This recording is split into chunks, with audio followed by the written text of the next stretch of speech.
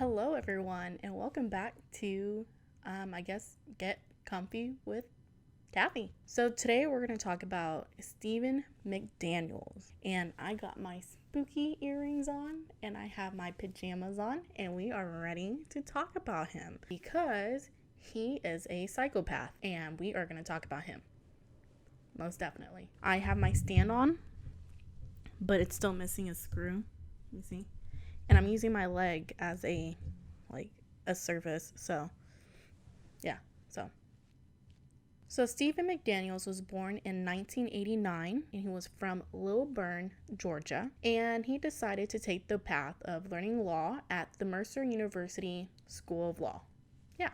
So about him, he liked to look up different weird ways to rape girls. Well, not like ways to rape girls, but he would look for videos on how to molest a girl sleeping, just creepy stuff like that. Yeah, what a sicko, right? And he would look up violent porn, and I guess if you have a fetish for that kind of stuff, that's okay as long as there's consent, but still that's I guess I didn't have to add that, but still, it's just for you guys to know.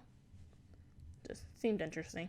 So I guess watching those violent porn videos and looking up ways to molest people really desensitized him from knowing what's right and what's wrong. I don't know. I just think that's still pretty creepy. Still weird. So while at school, he met this girl named Lauren Giddings, and she was also a graduate from Mercer University School of Law as well, and she had her pathway out to becoming a lawyer, and that's what she wanted to do. And she was a beautiful young girl. Everybody that knew her would say that she was one of the outgoing girls and just the whole package, She was a really cute, sweet girl. And she was also Stephen's neighbor of 3 years at a small apartment complex. She would live on one apartment complex on one side, and he would live across the street at another apartment complex. So I would say they were neighbors. He would be able to look outside of the window and see her directly right across the street, see when she comes home. So one day he built up the courage and finally asked her out, but unfortunately she said no. Which, it happens. Rejection happens. And because she said no, she was just trying to be nice and told him, oh, well, we can still be friends. And I guess that just But after a while, Lauren started to notice stalkerish vibes from him, which I understand because look at him. He has stalker vibes. But she started to feel uncomfortable around him. But you can't go to the police and they can't do anything about that as long as they don't commit a crime. There's nothing that the police can do. So sometimes she will come back to her apartment at night and she would say I feel like someone's watching me, and she had every right to feel that way, and you'll know why as I continue telling this. So she thought about moving away, but she never did. I guess rent is cheap there, which is understandable. I get it, times are hard. You just graduated from a university. It takes a lot of money to actually move out, get your own place. You have to find a good job, a stable job too. And that sucks.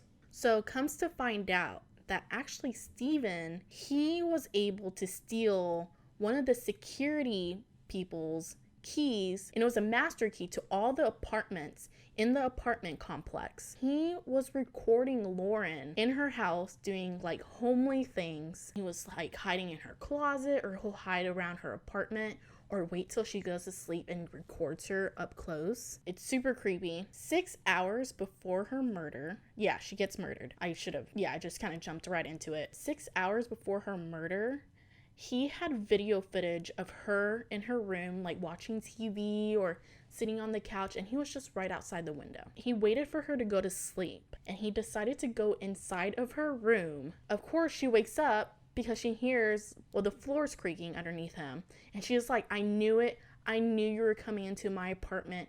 I knew it. I guess he panicked. I don't know. Maybe it was intentional, but he jumped on her and then he strangled her, and that's how she died. But she put up a big fight. She scratched his face, and 15 minutes in, she unfortunately passed away. So Stephen took her body into her bathroom and dismembered her whole entire body. What he did was take out the trash one by one. I think it took up about 5 trash bags to fully take out Lauren's body. and he threw away her body parts in different trash cans around the apartment complex. 3 days later, Lauren's friends started to get worried about Lauren. They went to go visit her apartment. Steven, he was just like, oh my gosh, oh no, her friends are at her apartment. I need to go over there. Of course, the friends were like, oh my gosh, have you seen her? And Steven was like, no, I haven't seen her for the past couple days. What's going on? And, her friends are just worried. They're like, well, she hasn't been responding to us. We don't know what's going on. It's been 3 days and she's just not responding.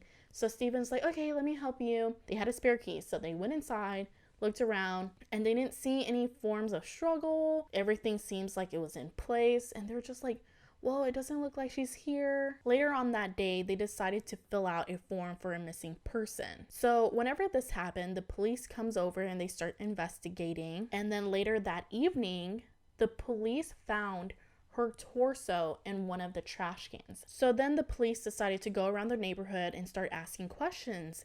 And they started asking Steven questions as well. So Steven decided to do an interview with one of the newscasters around the area. He was telling the news reporter, yeah, Lauren was such a good girl. She was so sweet. I don't know where she could have went. I hope she's safe. And then the news reporter just says, well, what do you have to say about the body part that was found around the apartment? And you can just see his face just completely change. He's just like, what?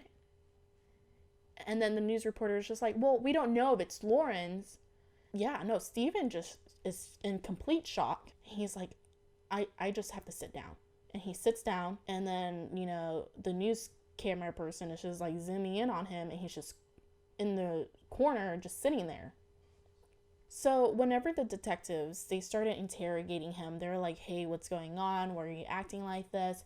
The whole entire time, he just responded with yes, no, I don't know. But the weird thing about it is that he sat there and he was like, yes, no, I don't know. He stayed in a monotone behavior the whole entire time.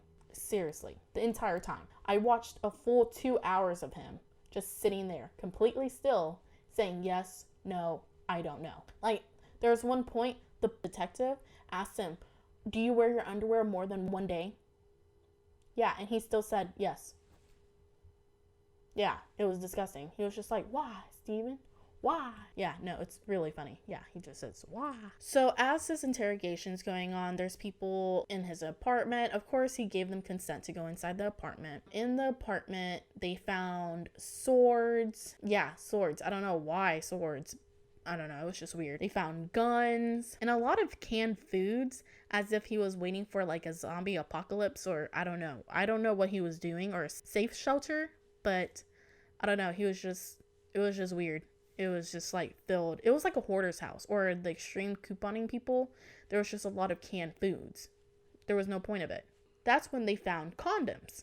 They found condoms and they were like, Steven, is this yours? And he was like, no, I'm a virgin. I don't think, he said that he was a virgin because he wanted to save himself for marriage, but I really believe that he was a virgin, not by choice, but whatever, I don't know. But he said that it wasn't his, that he stole it from someone, and that actually gave police probable cause to arrest him for theft.